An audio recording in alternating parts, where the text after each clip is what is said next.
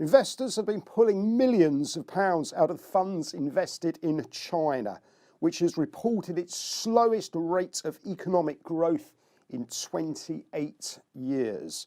Growth in the country fell to 6.6% in 2018, weighed down by a trade war with America, weaker currency and a rapidly aging population. Although 6.6% is considerably higher than the figures for the UK or America, China is an emerging market and is growing from a lower base.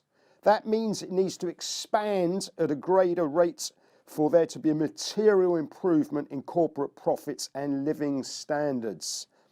China's growth has fallen from nearly 10% from a decade ago, and there are fears that the entire economy will suffer if it dips below 5%.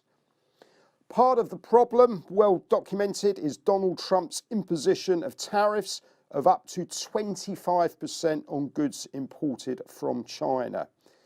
Debt is another concern. China's current account surplus has dwindled in recent years.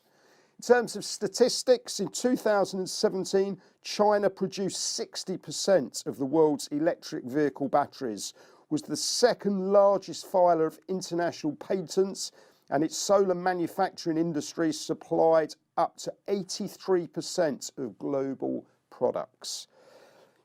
You can't escape China as an Asian investor, but the sensible approach, the headlines would say, is to be very cautious about which businesses you invest in. Let's take a look at the technicals on the chart. A clear breakout here, a series of higher highs and higher lows. Above one of the moving averages, we've still got one to go, again around the 27.20 area on the 200-day moving average. In terms of momentum, the momentum is up in a reading of 68. Again, the barometers you would generally look at is sort of above 70 to 80. But again, just because a market is overbought, that's not a reason to take your money off the table. In terms of key supports below the market, again, those lows from early 2019, I think the buyers would want no close above that. And again, it's 50-day moving average. You'll see that basically fit in the price action quite well.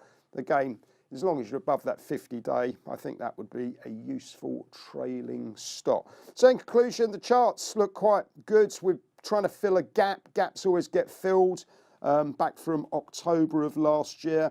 And 2,700, a round number, that was tested in the middle of November again. So basically the filling of the gap and taking out the 2,700 on the daily chart would be pretty key as well.